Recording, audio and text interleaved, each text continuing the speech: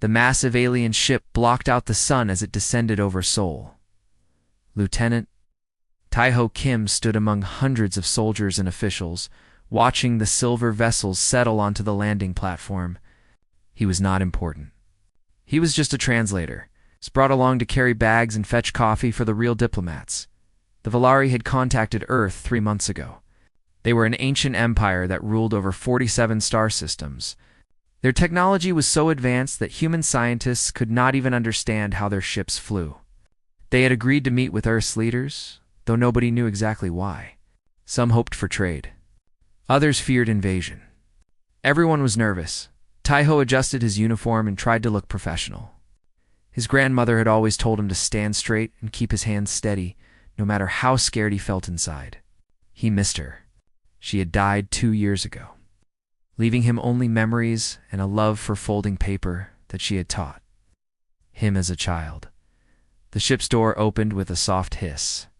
Light poured out, so bright that Tae-ho had to shield his eyes. Then the Valari stepped forward, and everyone on the platform held their breath. They were beautiful in a strange way. Tall and thin, with silver-blue skin that seemed to glow from within. Their eyes were large and filled with colors that shifted like oil on water.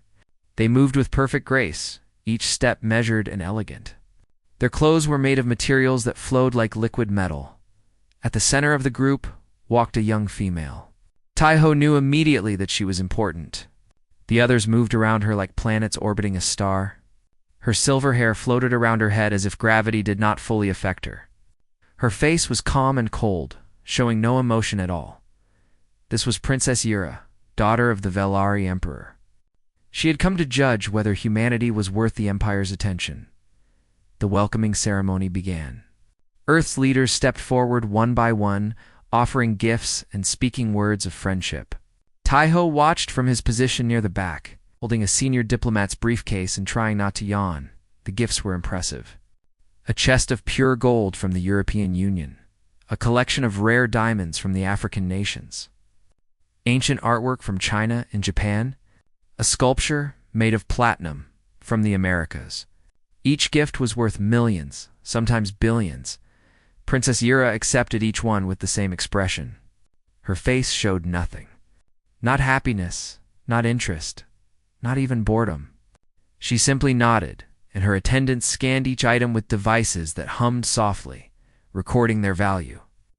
"The gold contains 99.97% purity," announced one attendant. "Estimated value in standard energy units, negligible. The diamonds show interesting carbon structures but hold no practical application for our technology." Tae-ho noticed how the human leaders' smiles became forced. They had offered their planet's greatest treasures. The aliens were treating them like cheap souvenirs. The ceremony continued for hours. Tae-ho's feet began to hurt. He shifted his weight from one leg to another and reached into his old leather satchel to find a snack. His hand touched paper and he smiled slightly. During the boring opening speeches, he had folded a small paper crane without even thinking about it. It was a habit from childhood, something that calmed his nerves. He pulled out a rice cake and ate it quietly, trying not to draw attention to himself. The paper crane stayed in his bag, forgotten. Finally, the ceremony ended, and everyone began moving toward the conference building.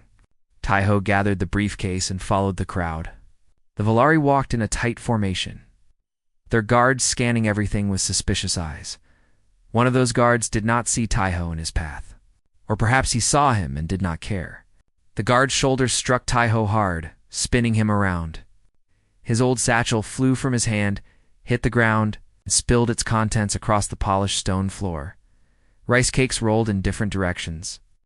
A water bottle bounced away, and the small paper crane tumbled and fluttered, caught by a light breeze, till it landed directly at the feet of Princess Yura. Time seemed to stop. Tae-ho felt his heart freeze. He had just disrupted a diplomatic event between Earth and an alien empire. He would probably lose his job. He might even start an interstellar incident. His grandmother would have been so disappointed. He opened his mouth to apologize, already dropping to his knees to gather his belongings. But before he could speak, Princess Yara moved. She bent down. A sound spread through the Valari delegation. It was quiet, but unmistakable. Shock. Taiho did not understand why until later. A princess of the Valari Empire did not bend down, ever, for anything. Servants existed to pick things up. Machines existed to bring objects to her hands.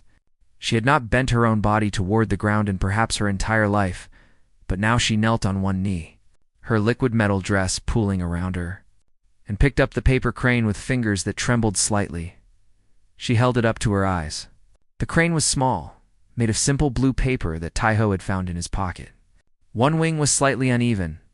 The folds were visible on its body. It was imperfect, the work of idle hands during a boring afternoon. Princess Yura turned it over in her hands as if she was holding something precious. "What is this?" she asked. Her voice was different now. The cold command had melted away, replaced by something that sounded almost like wonder. The entire platform had fallen silent. Hundreds of people watched as the alien princess examined a paper bird. Taiho swallowed hard and stood up slowly. Every eye was on him now. Cameras pointed at his face. Weapons probably did too. "It is called origami, Your Highness," he said, trying to keep his voice steady. "A paper crane. I made it myself." Princess Yera's strange eyes fixed on him. "You made this? With what technology?" "No technology. Just my hands. I folded the paper into this shape." The princess stared at him.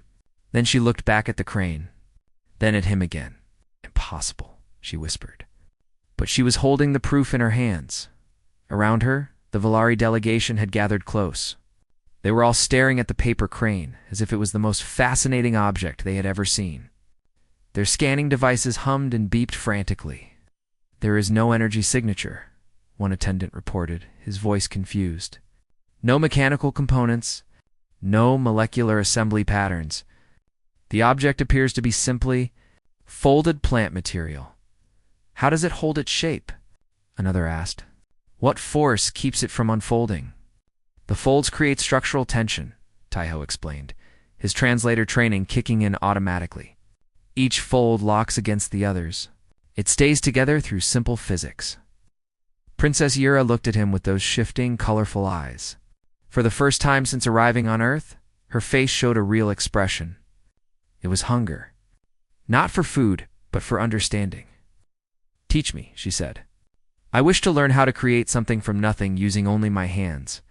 The diplomatic mission had just changed completely, and Taiho had no idea what he had started. The small conference room had been transformed. Gone were the long tables and formal chairs. Instead, colorful paper covered every surface. Red, blue, yellow, green, purple, and gold sheets lay in neat stacks. Waiting to be turned into something new, Taiho sat cross-legged on the floor, a position that had clearly confused the Valari security team. They had scanned the room 17 times, looking for hidden weapons or traps. They found nothing but paper and a nervous human translator, who still could not believe his situation. Princess Yura entered the room alone. Well, almost alone. 2 guards stood outside the door, and Taiho suspected many more watched through hidden cameras. But inside the room, it was just the 2 of them. She stood in the doorway for a moment, looking at the paper-covered floor with an expression Taiho could not read.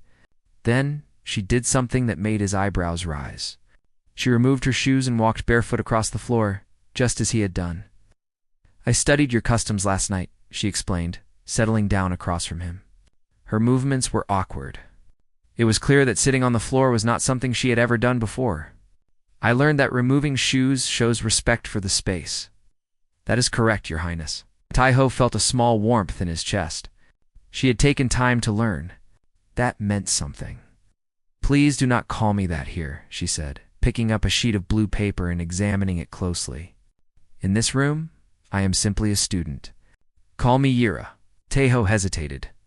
Calling an alien princess by her first name felt dangerous, but she was looking at him with those strange eyes, waiting.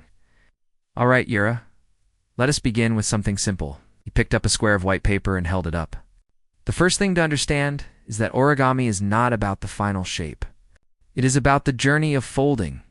Each fold must be precise, but small mistakes are acceptable. They add character. Yera's brow creased. Why would you accept mistakes? In Valari manufacturing, any error means the entire product is destroyed and rebuilt from the beginning. Because perfection made by machines means nothing, Taiho said. He began folding the paper slowly, making each step clear. A machine can make 1,000 perfect items without effort. But when a person makes something with their hands, the imperfections prove that a living being created it. Those imperfections are actually a kind of value. He could see that Ira did not fully understand. But she nodded and picked up her own paper. Show me the first fold, they began. The first hour was frustrating. Ura's fingers, so graceful in normal movements, became clumsy when asked to fold paper. She pressed too hard and tore the sheet. She folded at the wrong angle and created uneven edges. She grew angry when her crane looked more like a crushed ball than a bird.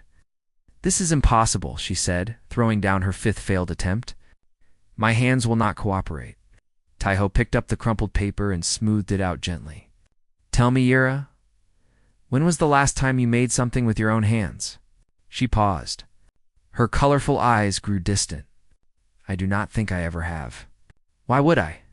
We have fabricators that can create anything we need in seconds. We have assemblers that build ships and homes and tools. The Valari have not used their hands to make things for thousands of years. Then your hands have forgotten, Taiho said simply. They need to remember. This will take time. How much time? Taiho smiled. It took me 2 years to fold a perfect crane. Yura stared at him. 2 years? For something so small? My grandmother was a patient teacher. She never criticized my failures. She simply smiled and told me to try again. By the time I succeeded, I had folded perhaps 10,000 cranes. Each one taught me something. What? The princess looked down at her crumpled paper. 10,000, she repeated softly. The time spent is what creates value, Taiho continued. Anyone can buy a perfect crane made by a machine. But one made by your own hands, after years of practice, carries a part of you inside it. That is why we call handmade things precious. Not because they are perfect, but because they contain effort and patience and love. Yura was quiet for a long moment. Then she picked up a fresh sheet of paper. Show me again. They continued for hours. Yura's attendants brought food and water. Looking confused and slightly worried about their princess sitting on the floor like a common person, she ignored them. By the 5th hour, she had completed her first successful fold. It was not a crane yet, just the beginning of one. But when the paper held its triangular shape without unfolding, Yura made a sound that surprised both of them. She laughed. It was a strange sound, musical and light, as if it had been locked away for years and finally escaped. Her guards outside the door looked at each other in confusion. The princess never laughed. Princesses of the Valari Empire did not show such emotions, but Yura did not notice their confusion. She was staring at the folded paper in her hands with an expression of pure joy. I did this, she said. My hands created this shape. No machine, no fabricator, just me. Taiho nodded, smiling. That is the first step. Only 99 more to go for this crane alone. She looked up at him, and something had changed in her eyes. The cold distance that all Valari seemed to carry was melting away, replaced by a warmth that seemed almost human. I begin to understand why your people value such things, she said. There is something here that our technology cannot provide. A feeling of connection between the maker and the made. Call it pride, Taiho said. The pride of creating something with your own effort. We have no word for this in my language, Yurei admitted. Perhaps we did, once, long ago. Before the machines took over all creation, they worked until the station's lights dimmed for evening. Yura's crane was still not complete, but she had made progress. More importantly, something had shifted between them. They were no longer a princess and a translator. They were teacher and student, working together toward a shared goal. As Yura finally stood to leave, she paused at the door. Taiho, she said, using his name for the first time, I must tell you something. Before I came to Earth, I thought your species was primitive. You have no faster-than-light travel. Your medicine cannot cure simple diseases that we defeated millennia ago. Your lifespans are so short. Taiho nodded. He had expected this. And now? She held up the half-finished crane, still rough and imperfect. Now I wonder if perhaps we are the primitive ones. We have conquered the stars, but we have forgotten how to create with our own hands. We have everything, but we have lost something important along the way. She looked at him with those shifting, beautiful eyes. I think you might be able to teach us what we have forgotten. After she left, Taiho sat alone in the paper-covered room. His hands were steady, but his mind was racing. He had just told an alien princess that imperfection had value. That struggle was meaningful. That the work of human hands was precious. He hoped he was right, because something told him that the future of two civilizations might depend on these simple lessons of paper and patience. Outside, the Valari ships hung in orbit, waiting to see what their princess would learn next. 3 weeks passed. The official diplomatic talks continued in large conference rooms, where politicians argued about trade agreements and technology sharing. But the real change was happening in a small room filled with colored paper. Princess Yura came every day. Sometimes she stayed for hours, folding paper until her fingers ached. She failed hundreds of times. She crumpled paper and threw it across the room in frustration. She asked Taiho to show her the same fold again and again until she wanted to scream. But she did not give up. Taiho watched her struggle with growing respect. He had expected an alien princess to quit after the first difficult day. Why would someone who could have anything she wanted work so hard for something so simple?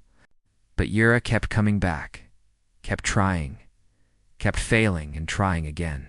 Tell me about your grandmother, Yura said one afternoon, working on her 47th crane. Her folds were getting better. Still not perfect, but closer. Taiho smiled at the memory. Her name was Sunja. She was a small woman with hands that never stopped moving. She could fold anything. Cranes, flowers, dragons, boxes that held other boxes. She learned from her mother, who learned from her mother before that. So this skill passes through families? Yes. It is a gift from one generation to the next. My grandmother gave it to me, and someday I will give it to my children. Yure's hands paused. We do not have such traditions. Our children are taught by educational programs designed by artificial intelligence. They learn everything they need to know in their first 5 years of life. But they learn nothing like this.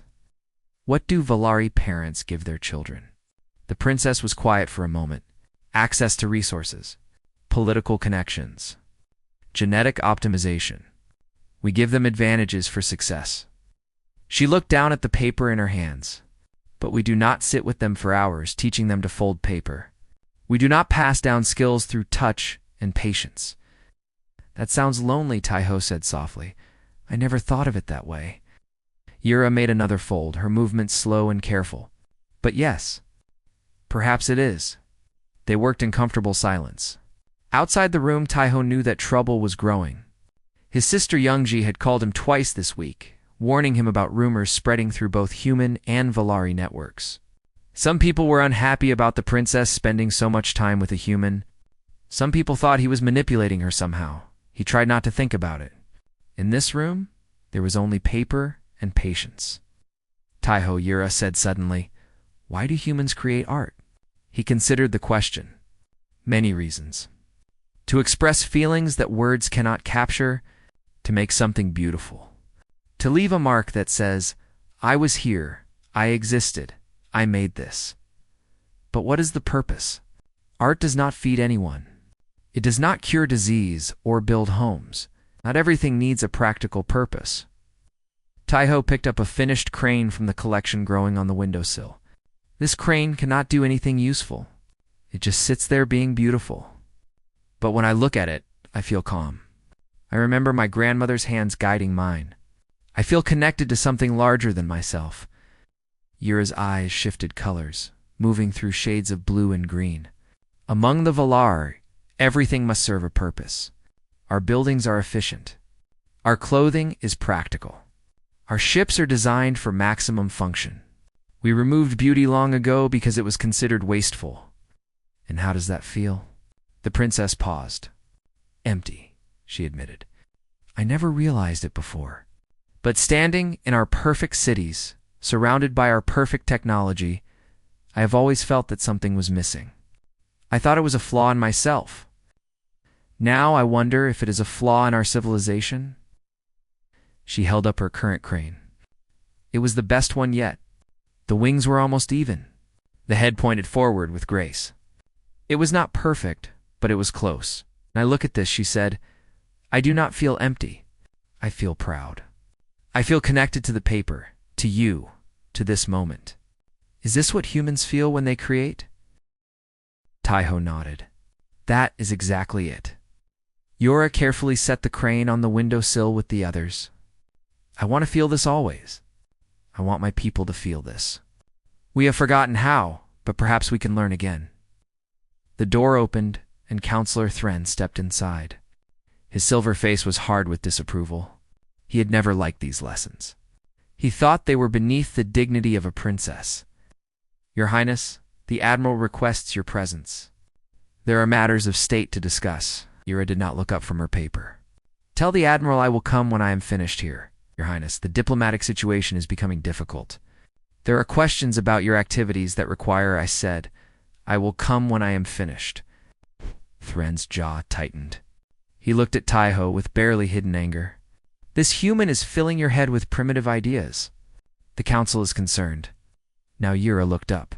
Her eyes flashed with colors Taiho had not seen before, dark reds and sharp oranges. The council should be concerned about many things, Counselor. Our declining birth rates, the emptiness spreading through our young people, the fact that in 10,000 years we have not created a single piece of art worth remembering. She held up her paper crane. This primitive human has given me more understanding in 3 weeks than the council has given me in my entire life. Thren stepped back as if struck. Your Highness, leave us. The counselor hesitated, then bowed stiffly and retreated. The door closed behind him with a soft click. Yura turned back to Taiho, her eyes slowly returning to calmer colors. I apologize. That was not appropriate for a student to display such anger. It was honest, Taiho said. Sometimes honest is more important than appropriate. She smiled slightly. Another human concept we have forgotten. She picked up a fresh sheet of paper. Now, teach me how to make a flower. I wish to create something beautiful for my quarters. Something that I made myself. It worked for another 2 hours. Taiho showed her how to fold a lotus, then a rose, then a simple daisy. Each flower was harder than the crane, requiring more folds and more patience. Yura struggled with each one, but she did not give up. When she finally left for her meeting with the Admiral, she carried 3 flowers in her hands. They were imperfect. The petals were uneven. The stems were crooked, but she held them like they were more precious than diamonds. Taiho watched her go, feeling a strange mix of hope and worry. Something important was happening. The princess was changing, but change often frightened those in power. He looked out the window at the Valari ships hovering in the distance. Somewhere up there, powerful people were watching. Powerful people who might not want their princess to change. He hoped Yura was strong enough for what was coming. Because Taiho was beginning to realize that paper folding was about to become much more than a hobby. It was about to become a revolution. The crisis came on a cold morning. Exactly 4 weeks after the paper crane had first fallen at Princess Yura's feet, Taiho was eating breakfast in his small quarters. His sister's face appeared on his communication screen. Youngji looked tired and worried, dark circles under her eyes. They are coming for you, she said without greeting. The Valari Council has issued an order. They are ending the cultural exchange today. The princess is being sent back to the fleet immediately. Taiho felt his stomach drop. What happened? You happened, brother. Word of your lessons has spread across the entire Valari Empire. Millions of citizens have watched recordings of their princess sitting on the floor, folding paper, failing over and over again. Yunji paused. The young people love it. They are calling for the right to learn handcrafts. They are questioning why everything must be made by machines. That sounds like a good thing, not to the people in power. The Valari economy is built on automated production. If citizens start making things by hand, the entire system could collapse. Factories would close. Jobs would disappear. Those who control the machines would lose their control. Yunji leaned closer to the screen. Admiral Vorik is calling you a saboteur. He says you have corrupted the princess and destabilized their civilization. He wants you arrested. Taiho's hands began to shake. He was a translator. He folded paper as a hobby. How had this become an interstellar incident? What should I do? I do not know. But they are coming now. Valari guards are on their way to your location. Yunji's voice cracked. Be careful, brother. I love you. The screen went dark. Taiho stood in his empty quarters, mind racing. He could run, but where would he go? The Valari could find him anywhere on Earth. He could hide, but that would only make him look guilty. He could surrender, but then what would happen to the lessons? What would happen to Yura? He made his decision. He would not run or hide. He would face whatever was coming with dignity. His grandmother would have expected nothing less. He was gathering his few possessions when the door burst open.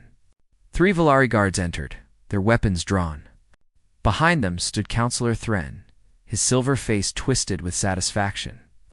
Taiho Kim, Thren announced, you are charged with cultural manipulation and destabilization of the Valari Empire. You will come with us immediately. Taiho raised his hands slowly. I am a paper folder. I taught a willing student. I do not see how that is a crime. You poisoned the mind of our princess. You filled her head with primitive ideas that threaten our way of life. Thren stepped closer, his eyes cold. Did you think we would not notice? Did you think you could undermine 10,000 years of civilization with folded paper? I taught her to use her hands. I taught her that struggle has value. If those ideas threaten your civilization, perhaps your civilization has problems that paper did not create. Thren's face darkened. Take him. The guards moved forward. Taiho closed his eyes, preparing himself for whatever came next. Stop. The voice was clear and commanding. Everyone froze. Princess Yera stood in the doorway. But she was not the same princess who had bent down to pick up a paper crane 4 weeks ago. Something had changed in her. She stood taller. Her eyes burned with colors that seemed almost like fire. Release him, she said. Turned, his expression carefully neutral. Your Highness, the Council has ordered. I know what the Council has ordered. I am choosing to disobey. The words hung in the air like thunder. Valari did not disobey. Especially not princesses. The guards looked at each other in confusion. Your Highness, you cannot simply. I can. And I will. Yura walked into the room, her steps steady and sure. Counselor, for 4 weeks, I have sat on the floor with this human. I have failed more times than I can count. I have crumpled paper and thrown it in frustration. I have struggled and hurt and wanted to give up. She stopped in front of Taiho and turned to face Thren. And in those 4 weeks, I have felt more alive than in my entire existence before. She reached into her robe and pulled out a small object. It was a paper crane, slightly uneven, with one wing shorter than the other. But it was unmistakably a crane. I made this, she said, holding it up. My hands created this shape. No fabricator. No assembler. No machine. Just me. Her voice grew stronger. Do you understand what that means? For the first time in 10,000 years, a Valari has made something with their own hands. Something imperfect and beautiful and entirely their own. Thren's face showed confusion. It is just paper, Your Highness. It has no value. It has more value than anything I have ever owned. Yura's eyes met Taiho's, and he saw gratitude there. This human taught me that value does not come from materials or technology. Value comes from effort, from struggle, from the piece of yourself you put into creation. She turned back to Thren. Our people are dying, Counselor. Not physically. Our bodies are perfect, our lives are long, our needs are met. But our spirits are starving. We have everything except meaning. We create nothing except through machines. We struggle for nothing because everything is easy. Her voice dropped to almost a whisper. I was dying too, until I learned to fold paper. The room was silent. Even the guards seemed uncertain now, their weapons lowering slightly. I will not let you arrest this man, Yura continued, and I will not return to the fleet. Not until I have done what needs to be done. What do you intend, Your Highness? Thren asked. Yura smiled, and it was a smile that held both sadness and hope. I intend to save our civilization, not with weapons or technology or power, but with paper and patience and the courage to fail. She walked to the window and looked up at the ships hovering in the sky. Contact my father. Tell him his daughter requests permission to address the entire empire. Tell him I have found something more valuable than all the gold and diamonds humanity offered us. Thren hesitated. The Emperor will not. My father loves me. He will listen. Yura turned back, her eyes settling on Tai-Ho. And when I speak to our people, I want you beside me. Will you come? Tai-Ho looked at this alien princess who had changed so much in such a short time. He thought about his grandmother who had taught him that small things could change the world. He thought about the paper crane that had started everything, as he said. I will come. Yura nodded. Then let us show the galaxy what human hands can teach the stars. She walked out of the room, and after a moment of shock, Tai-Ho followed her. Behind them, Counselor Thren and the guards could only watch as their entire understanding of the universe began to shift. The revolution had begun, and its weapon was a simple piece of folded paper. The broadcast reached every corner of the Valari Empire. On ships traveling between stars, on colonies orbiting distant suns, in cities that floated above clouds and stations that hung in the darkness of space, billions of silver-blue faces turned to watch their princess speak. Yura stood in the human conference hall, surrounded by paper cranes of every color. Tai-Ho stood beside her, his heart beating so hard he thought everyone could hear it. Behind them, through the great windows, both human aircraft and Valari ships hung in the sky, waiting to see what would happen. People of the Valari Empire, Yura began. Her voice carried across light years by technology Tai-Ho could not understand. I speak to you today, not as your princess, but as a student who has learned something that our civilization forgot long ago. She held up two paper cranes.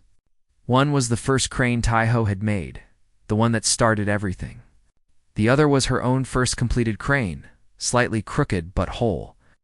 For 10,000 years, we have believed ourselves the greatest civilization in the galaxy.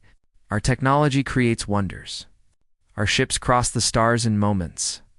Our bodies live for centuries. We have conquered every challenge except one. House. She paused. We have forgotten how to create with our own hands.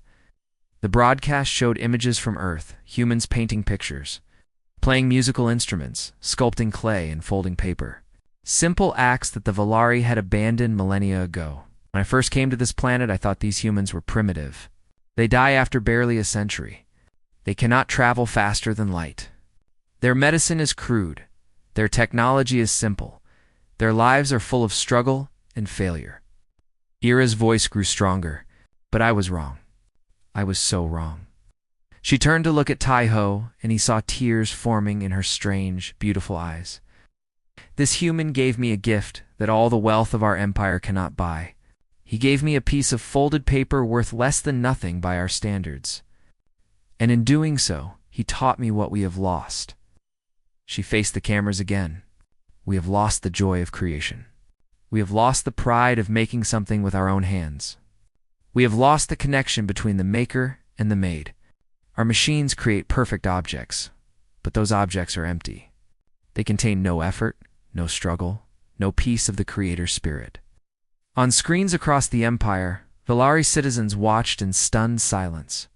Many had never questioned their way of life before, but something in the princess's words was reaching them. I spent 4 weeks learning to fold paper cranes. I failed hundreds of times. I crumpled paper and threw it in anger. I wanted to give up, but I did not. Yura held up her crane, letting the light shine through its imperfect wings. And when I finally succeeded, I felt something I had never felt in my entire life. Pride. Real pride. Born from struggle and patience and the work of my own hands. She stepped forward, closer to the cameras. Our young people are dying inside. They have everything they need and nothing they want. They seek meaning in a civilization that offers none. They look for purpose in a world where machines do everything. her voice cracked with emotion. I was one of them. Empty, lost, searching for something I could not name. And then a human translator dropped a paper crane at my feet and everything changed. The broadcast showed recordings from the past weeks. Yura sitting on the floor, folding paper. Yura failing over and over. Yura laughing for the first time in years when she completed a simple fold. The images were strange to Valari eyes, but there was something in them that reached deeper than words. I am not asking you to abandon our technology. I am not asking you to become like humans. I am asking you to remember what we once were. Yura's voice rang out across the stars. Before the machines did everything for us, our ancestors created with their own hands. They painted and sculpted and built. They struggled and failed and learned. They left pieces of themselves in everything they made. She turned to Taiho and took his hand. I am announcing a new program with my father's blessing. Cultural exchange centers will open across the empire. Humans will come to teach us the arts we have forgotten. Painting, sculpture, music, craft, not to replace our technology, but to fill the emptiness it has left behind. The cameras showed the Emperor's face on a screen behind them. The ancient Valari ruler nodded slowly, his expression unreadable but not hostile. Some will say this is weakness. Some will say we are lowering ourselves to primitive ways. To them, I say this. Yura lifted her paper crane high. What is more valuable?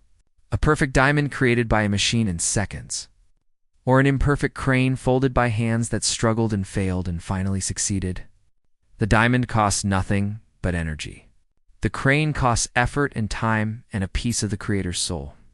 She looked directly into the cameras, speaking to every citizen of the empire. Choose the crane. I choose struggle over ease, imperfection over emptiness, creation over consumption. I choose to remember what it means to make something with my own hands. Her voice rose to fill the hall. And I invite all of you to choose with me. The broadcast ended. For a long moment there was silence. Then Taiho's communication device began to buzz. Youngji's face appeared, tears streaming down her cheeks. You did it, she whispered. The networks are exploding. Valari everywhere are asking to learn, asking to create, asking to remember. Inside the windows, something was happening on the Valari ships. Lights were changing, signals were being sent. The fleet that had threatened war hours ago was now sending messages of support. YIRA turned to Taiho, her face shining with hope and exhaustion. Thank you, she said simply. For what? You did all the work. She shook her head. You gave me a paper crane? You sat with me while I failed. You believed in something the rest of the galaxy had forgotten. She smiled, and it was the most beautiful thing Taiho had ever seen. You reminded the stars how to create. 1 year later, the first Valari Cultural Center opened in Seoul. The building was designed by both human and Valari architects, a blend of elegant alien technology and warm human spaces. Inside, thousands of silver-skinned visitors learned to fold paper, paint pictures, play music, and shape clay. Taiho stood by the window, watching Yura teach a group of young Valari how to fold their first cranes. Their attempts were clumsy and imperfect. They struggled and failed and tried again. And on their faces was something that had been missing from the Valari. For 10,000 years, Joy YIRA caught his eye across the room and held up a paper crane. It was the same one she had made in those early days, now worn from being carried everywhere. She smiled at him, and he smiled back. Above them, Valari ships still orbited Earth, but they were no longer there as conquerors or judges. They carried students eager to learn what machines could never teach. Across the empire, workshops were opening. Hands were creating, spirits were awakening. All because of a nervous translator who folded paper to calm his nerves. All because of a princess brave enough to sit on the floor and fail. All because of a simple gift that showed the galaxy that the smallest things, made with love and patience and human hands, could carry the greatest power of all. The stars had remembered how to create, and they would never forget again.